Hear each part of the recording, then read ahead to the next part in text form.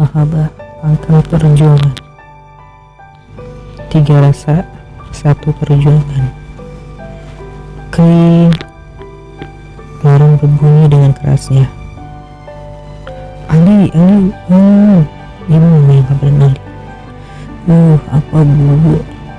Ali memaksakan membuka mata walaupun nyawanya belum terkumpul semua. Lihat, jam berapa? Itu alarm bunyi mulu. Orangnya gak bangun. Ibu menunjuk handphone yang sedang berkedip. Ali melihat jam dinding. Astagfirullah bu, kenapa ngebangunnya telat? Ali menatap jam yang menunjukkan pukul 5:30 pagi.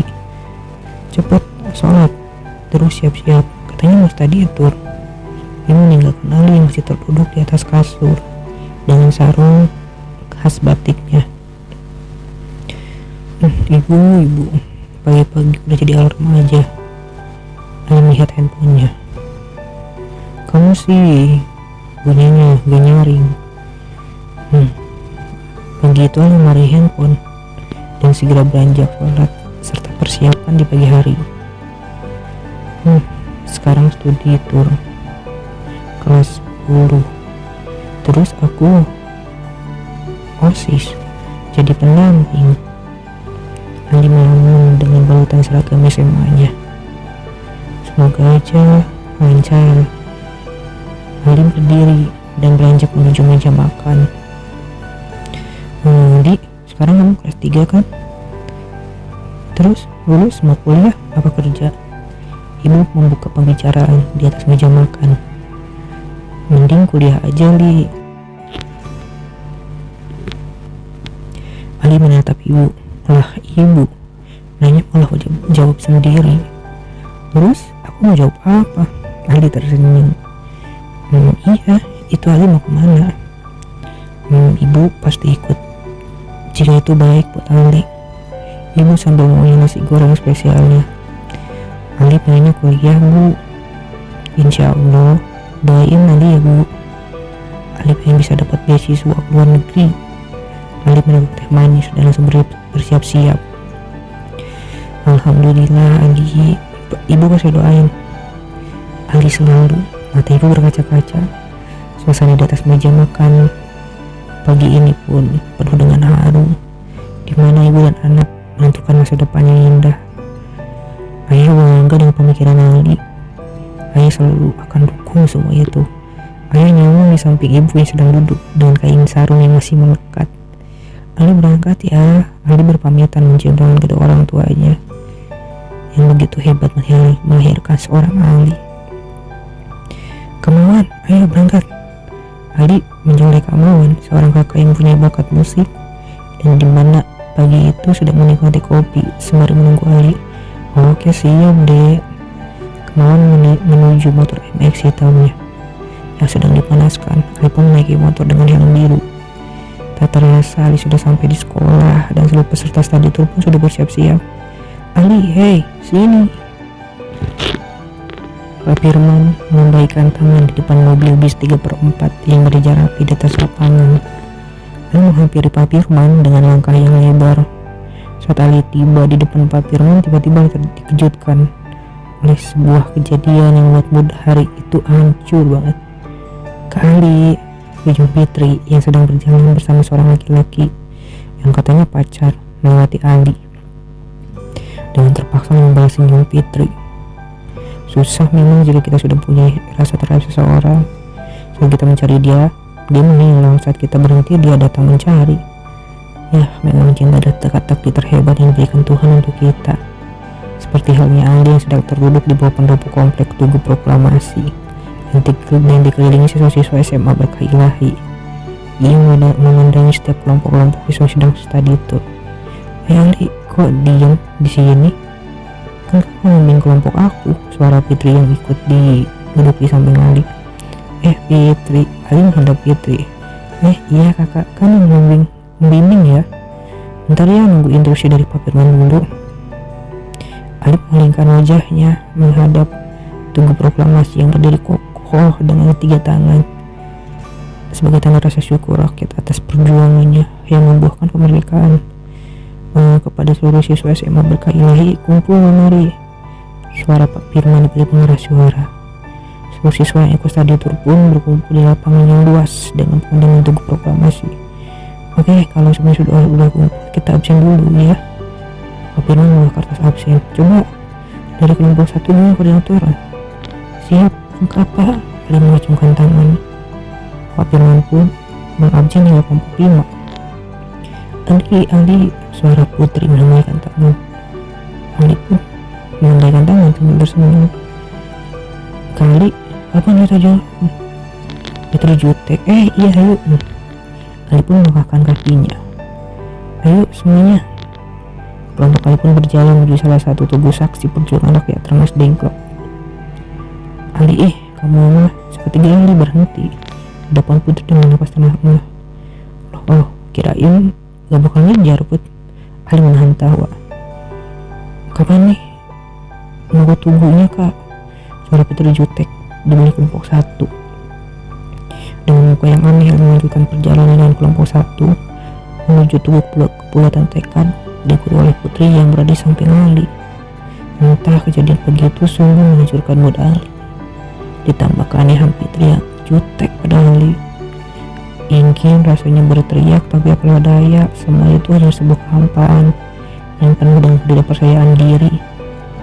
Sesampainya di tugu dengan tanah laut terkepal itu. Oke, kepada kelompok 1 ini adalah tugu kepulauan Tekad. Nah, di samping ke Ali ada narasumber untuk menjelaskan sejarah secara detail. Ali tersenyum ke narasumber yang berada di sampingnya. Kang, mangga silahkan. Ali mempersilahkan narasumber tersebut. Narasumber pun memaparkan sejarah di sekitaran Rengas Dengklok.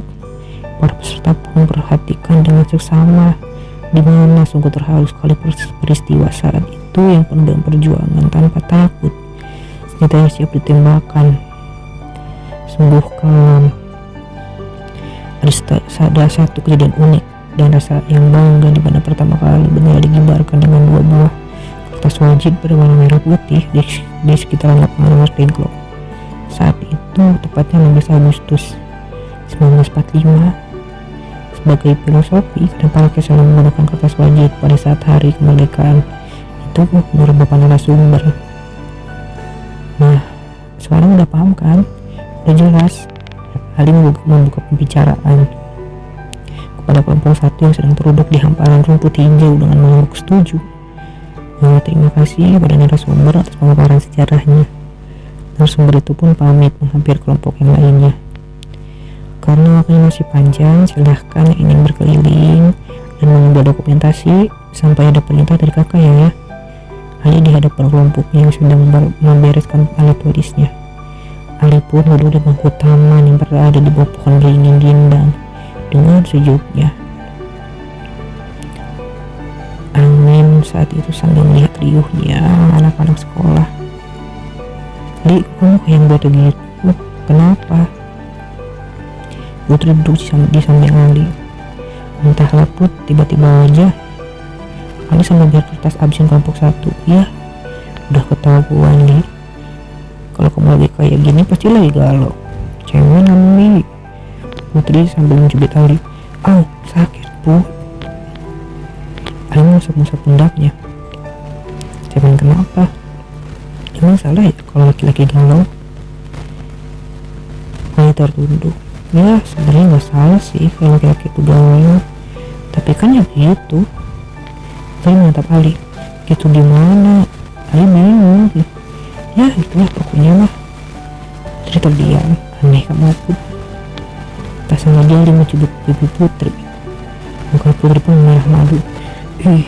Ali apaan? Ketika suara hati Ali pun berangsur membaik. Kasih ya Put, udah mau denger curhatan aku. Sama-sama pakai pula. Putri tersenyum manis pada Ali. Suasana di tubuh buatan Tekad pun menjadi penuh tawa di mana tanpa Ali dan Putri sadari bahwa Pak Firman dan para peserta di tour melihat tingkah Ali dengan Putri. Cie, kata ketua pramuka, panas nih. Suara Pak Firman diberitahu oleh para peserta studi tour. Ali dan Putri terlihat malu sekali. Sungguh kejadian itu tanpa diduga-duga. Kamu sih, Putri mendorong Ali pelan. Oh, kok aku lagi? Yang tertawa sambil menolak. Udah, ayo ke tempatnya apa Soekarno itu loh, tempat pengasingannya. Putri menarik Ali mengikuti kelompok yang dibantunya. Ali dan kelompok temannya pun sudah tiba di rumah pengasingan Soekarno dengan penuh kegembiraan. Putri menarik Ali yang sudah berdiri di antara gerbang rumah pengasingan Soekarno, membawanya ke bawah pohon yang rindang. Kali, aku dekat banget sama Kak Putri. Putri menatap Ali serius dengan kaget. Dekat gimana maksudnya? Ali terbingungkan. Ya tadi kali dekat banget dan so sweet banget sama Kak Putri. Raut wajah Putri memerah. Ah, dek, itu kan teman kakak. Dan sebenarnya dia yang bercanda kok. Ali serius menatap Putri. Kali mah gak tahu kalau aku ini. Putri tertunduk. Saat Putri ingin melanjutkan pembicaranya, dari samping Ali dipanggil oleh Putri. Hei Ali, berdua dulu, sini dulu. Ali pun berjalan menuju Putri yang sedang terduduk di atas beli bambu samping warung depan rumah pengasingan Soekarno. Ada apa, Put? Ali berdiri di depan Putri. Sini Ali, duduk dulu, ada yang mau aku obrolin sama kamu. Ali pun duduk di samping Putri. Kenapa sih, Put? Ali nampak bingung. Menurut kamu laki-laki itu sama aja nggak? Putri menatap Ali. Maksud kamu gimana, Put? Raut wajah Ali tambah bingung. Kenapa ya laki-laki itu nggak pada peka? Laki-laki itu pada sibuk dengan diri sendiri. Putri tertunduk. Nggak semua laki-laki kayak gitu kok, Put. Itu sebagian kecil. Banyak laki-laki yang mencintai wanita dengan tulus. Banyak laki-laki yang selalu berjuang untuk mendapatkan wanita yang dicintainya. Ali menatap rindangnya pohon mangga di depan bali bambu itu. Sejuk siang itu dengan rasa haru, dua insan yang sudah melampiaskan emosi hatinya. Apakah aku salah mengenai seorang laki-laki? Putri menatap Ali nanar. Kamu gak salah, Put. Berpandangan seperti itu, hanya kamu harus istiqomah mencari yang terbaik. Ali terduduk dan menghela nafas, lalu melanjutkan pembicaraannya. Rasa yang hebat itu ketika kita sudah melihat kekuatan cinta serta kekuatan hati untuk tetap bersabar dan terus istiqomah mencari yang terbaik untuk kita, entah itu rasa di percintaan ataupun rasa di perjalanan hidup. Yakin, karena Allah tidak akan pernah menguji hambanya melebihi batas kemampuan hambanya. Ali tersenyum memandang Putri. Makasih Ali, kamu memang sungguh hebat. Kamu bisa mengubah hati ini dengan penuh yakin. Putri membalas senyum sambil mengusap air matanya. Tapi kok aku selalu salah di mata cewek ya? Ada meledek Putri. Itu mah kamu yang salah mulu. Putri mencubit Ali. Tuh kan selalu benar. Ali menjulurkan lidahnya meledek Putri. Ingat pasal 1, cewek selalu benar. Pasal 2, jika laki-laki benar maka tiba-tiba menutup bicaraan Putri, maka cewek selalu benar. Ngeselin Ali. Putri memukul Ali pelan. Nah gitu dong Bu Ketua. Ali tertawa memandang Putri yang cemberut. Gitu apanya, kamu ngeselin? Putri jutek meledek Ali. Udah tenang kan? Ali tersenyum kepada Putri. Makasih Ali, udah bikin aku senyum lagi. Putri menatap Ali senyum. Di saat kita meninggalkan orang lain mengutarakan kesedihannya, maka kita harus bisa membuatnya tersenyum. Karena senyum adalah energi positif yang bisa mengubah suasana hati. Ali pun berdiri. Oke, karena bentar lagi kita berangkat ke tempat terakhir, jadi aku urus ke kelompok aku dulu. Aku udah ngajak nih. Putri cemberut manja. Ya, ayolah. Aku orangnya peka kok. Ali menarik tangan Putri yang hendak berdiri. Dengan penuh senyuman, mereka berdua pun berjalan menuju kelompok 1 studi tour yang sedang berada di dalam rumah pengasingan Soekarno. Setibanya Ali di dalam rumah yang penuh dengan benda-benda sejarah dan penghargaan itu, Ali dikagetkan oleh Putri yang begitu mesra dengan yang katanya pacarnya itu. Ali menarik nafas. Oke, kelompok 1 kita kumpul di luar. Ali pun beranjak ke depan pintu gerbang diikuti oleh kelompoknya. Pak Turwid, di sini kita kemana lagi? Suara Ayu dengan nada centilnya. Terakhir kita ke monumen paling bersejarah di daerah Karawang, di mana ratusan orang terbunuh untuk memperjuangkan kemerdekaannya. Ali pun melangkahkan kakinya menuju bis 3/4 yang parkir rapi di dekat Tugu Proklamasi. Saat Ali hendak menghabiskan, tiba-tiba tatapan Nenar tadi Fitri terlihat jelas menatap Ali yang sedang berdiri. Ali pun mengalihkan tatapannya pada kertas absen yang dipegangnya.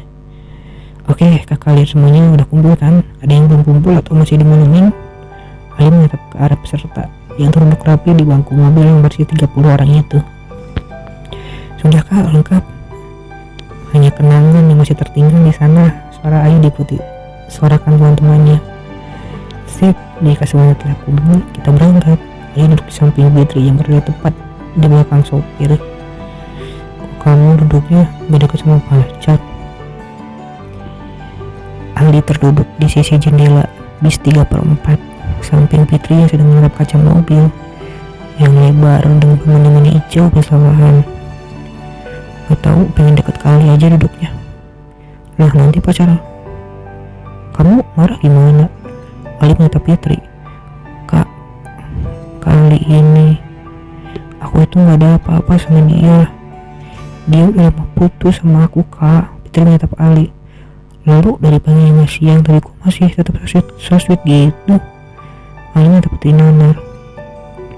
Aku dengan dia kembali seperti teman biasa kak. Gak ada yang spesial kok.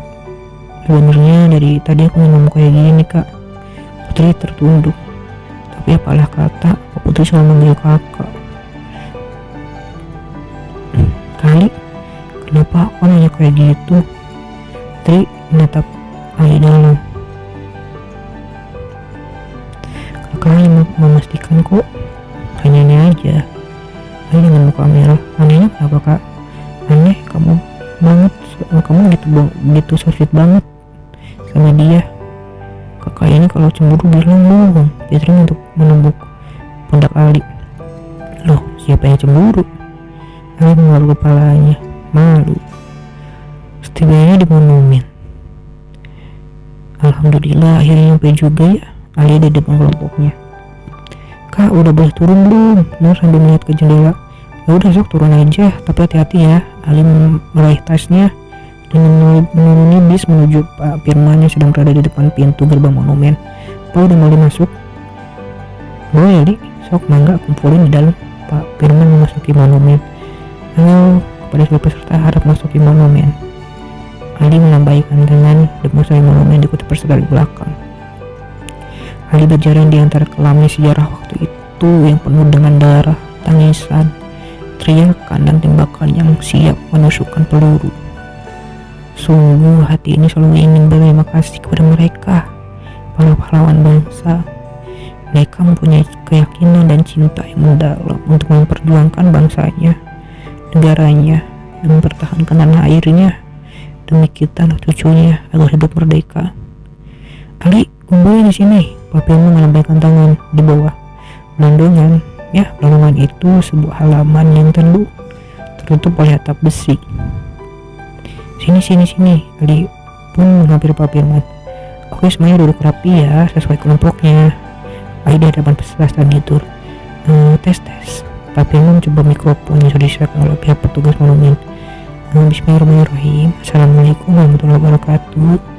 Waalaikumsalam warahmatullahi wabarakatuh. Suara gemuruh peserta. Alhamdulillah sekarang kita sudah sampai di tujuan terakhir. Dan alhamdulillah narasumber sudah berada di tengah-tengah kita. Untuk menghemat waktu, mari kita dengarkan dan simak penjelasan tentang sejarah monumen Karawang Gede ataupun sejarah Karawang. Kepada narasumber, waktu dan tempat dipersilahkan. Pak Firman memberikan mikrofonnya kepada narasumber. Assalamualaikum adik-adik, semuanya gimana kabarnya? Narasumber dengan nada lembut dan semangat mudanya. Waalaikumsalam, baik. membunuh peserta. Baik, di sini saya akan jelaskan sejarah Monumen Rawa Gede. Ya, narasumber yang bertemu Pak Sukarman. Pada tahun 1947, tentara Belanda kembali datang ke Indonesia dengan membawa tentara sekutu. Mereka berhasil menguasai wilayah Jawa Barat. Dengan kondisi seperti itu, para pejuang Republik dan tentara Republik Indonesia banyak yang mundur ke pedesaan dan bergabung dengan rakyat untuk membangun pertahanan dari serbuan tentara Belanda. Di antaranya yang bermarkas di desa Rawa Gede ini, di Kecamatan Ngamret, Kabupaten Karawang, sebuah tempat yang mudah dijangkau oleh berbagai jurusan. Karena itu Rawa Gede sangat strategis dijadikan markas gabungan pejuang. Di tempat ini para pejuang dari berbagai kesatuan seperti Laskar Rakyat, Hizbullah, Pesindo, GBRI dan lainnya berkumpul dan mengadakan pertemuan. Dalam pertemuan dibahas bagaimana cara melakukan penyerangan dan mempertahankan diri dari serangan Belanda. Papari dengan nada semangat. Ya, memang sejarah itu penuh dengan makna yang tersimpan di antara perjuangan indah meraih kemerdekaan. Tapi tak akan ada sejarah tanpa adanya cinta. Mengapa cinta? Kenapa harus cinta? Karena membuat hidup ini damai. Karena cinta membuat hidup ini indah. Bayangkan jika tidak ada cinta. Ya, Pak Sukarman pun selesai memberi penjelasan dan pemahaman secara singkat di Kota Bangga Perjuangan. Jadi bagi adik-adik semua, jangan lupakan sejarah. Jangan berhenti berjuang mempertahankan republik ini. Dengan belajar dan terus belajar, Pak Sukarman mengangkat tangannya terkepal tanda semangat juang. Pak Firman pun menghampiri. Oke, terima kasih banyak kepada Pak Sukarman yang sudah memberikan sejarah yang luar biasa kepada generasi pemuda zaman now ini. Firman mengeluarkan kertas. Kepada para peserta di sini lupa buku kertas. Nah, di sini ada beberapa pertanyaan mengenai sejarah di Karawang. Silahkan Pak kelompok untuk bisa bekerja kerjasama mengerjakan jawabannya. Dibantu membimbing ya. Pak Firman pun memberikan tumpuan kertas kepada Ali untuk membaginya pada kelompok yang terduduk rapi. Udah kebagian kan semuanya? Pak Firman di balik speaker, peserta hanya menunggu. Ali, sini yuk foto dulu, suara Putri sambil memegang handphone berwarna pink. Boleh, Ali tersenyum. Fotoin dong. Putri memberikan handphonenya sambil tersenyum. Beketu, lagi so sweet nih. Saifullah, sang ketua OSIS pakai handphone pink ini Putri. Oke, siap. 1, 2, 3. Bagus gak? Putri mendekati Saifullah. Bagus dong. Saifullah memberikan handphone Putri. Ali, sini lihat ya, bagus banget. Putri mendekati Ali. Dan Ali pun hanya tersenyum datar. Kamu kenapa sih, Li? Putri masukkan handphone pinya ke dalam saku rok abu-abunya. Put, cuma ikut terharu aja sama kejadian di sini. Ali tersenyum tipis. Bohong, Li. Pasti bohong. Tuh, kelihatan di mukanya. Putri menatap Ali yang berkaca-kaca. Kenapa muka aku? Adi serius. Jelek. Putri mencubit pipi Ali.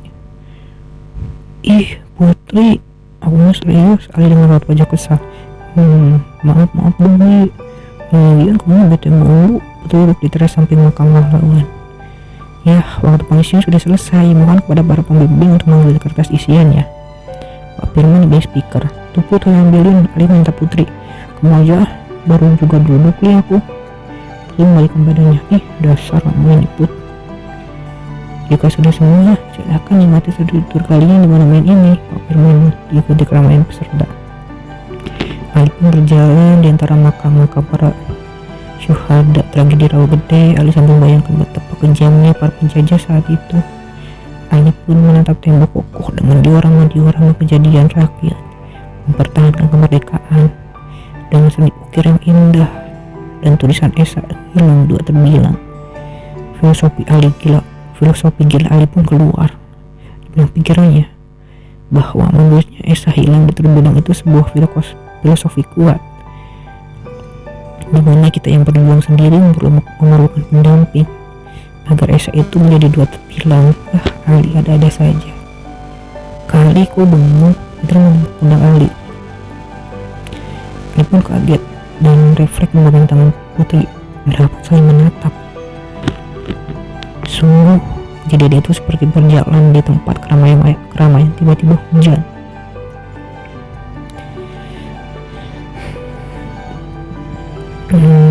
Maaf deh.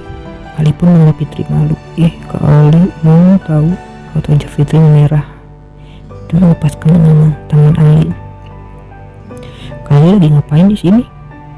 Kakak lagi membayangkan begitu kerasnya hidup di zaman diorama ini. Tangan Ali mengelus diorama tersebut. Iya kali. Kejam sekali. Putri pun berdiri samping Ali. Kita ke momen ini yuk. Oh, ayo. Ali pun melangkahkan kakinya menuju bangunan kokoh yang menyampai bunga yang sedang mekar, diikuti Fitri di sampingnya. Mereka pun memasuki ruang diorama yang terdapat sebuah patung yang menceritakan kejadian saat itu. Kak, aku kira ini beneran loh. Taunya patung. Fitri menuju patung-patung. Ya indah banget ya. Ali tersenyum. Selfie kak. Fitri mengeluarkan handphone dari saku baju seragamnya. Kak, ayo. Ali pun mendekati Fitri dan cekrek. Mereka berdua pun bahagia saat itu. Bangun ke atas yuk. Fitri menarik tangan Ali. Mereka pun menaiki tangga yang beranak tangga 17. Sebuah filosofi indah tentang kemerdekaan Indonesia. Kak, lihat ada patung lagi. Fitri dan Ali mendekati patung itu. Lah, ini kan puisinya Khairil Anwar. Ali mendekati pandangan puisi yang terukir di patung itu. Kakak kenal siapa yang nulis puisinya? Menulis puisi yang terukir itu. Ini kan terkenal. Ini kan puisi Karawang Bekasi. Ali menegakkan badannya. Puisi ini menceritakan perjuangan rakyat yang penuh dengan tumpahan darah. Ngeri juga ya, Kak. Fitri menempelkan kepalanya ke pundak Ali. Dek, ngapain? Ali kaget. Maaf kak, aku kan terharu, refleks. Putri tersebut, maaf deh, maaf. Kirain apa? Ali tersenyum tipis. Kita keluar yuk kak. Fitri mengerungi tangga menuju belandongan tempat peserta berkumpul mengikuti Ali. Perubahan Fitri seperti dentuman keras, tembakan yang dibidik dari jauh. Semua butuh ketelitian dan memahami pergerakan lawan. Begitu aneh dan begitu menimbulkan tanda tanya besar. Siapa yang mampu memahaminya? Kak, sini duduk di teras samping makam pahlawan. Ali pun ikut duduk di samping Fitri. Dek, kalau ada yang suka sama kamu, respon kamu gimana? Ali tertunduk. Ya, suka itu wajar kak. Emang kenapa? Fitri menatap Ali yang sedang tertunduk. Kalau yang sukanya ke Ali gimana? Ali menatap Fitri. Kak, bercandanya kan lucu. Fitri tertawa. Dalam hati Ali berkata, what? Jadi kamu anggap semua ini cuma bercandaan? Tapi Ali hanya tersenyum dan berdiri menengok Fitri yang sedang terduduk sambil memainkan handphonenya. Kak Ali kenapa sih? Ya aneh banget. Dia tiba-tiba bilang gitu. Jangan buru-buru dulu, pertimbangkan dulu pertanyaan Kak Ali. Dalam hati Fitri berkata, ini dek buat kamu. Ali menyodorkan sebuah es krim kepada Fitri. Makasih kan dek, kamu gak bilang sama teman-teman kamu? Ali menatap segerombolan cewek-cewek alay di bawah lampu taman. Enggak kak, aku masih di sini aja nemenin Kak Ali yang lagi sendirian. Aku udah bisa sendiri kok dek. Ali terdiam dan meleleh seperti es krim dipegangnya. Siapa tahu aku jadi pendamping kakak supaya dia sendirian. Itu tetap Ali sambil memegang es krimnya. Fitri bercanda mulu. Ali tersenyum. Lah, kakakmu kebiasaan. Fitri mencubit pundak Ali. Nah, mulai kan? Ali menggeserkan badan sedikit. Itu buat kangen-kangenan kalau lagi kangen sama aku. Fitri tersenyum. Suasana hari itu pun begitu berwarna dan terlihat abstrak. Ali yang memperdengarkan cintanya di antara Karawang Bekasi.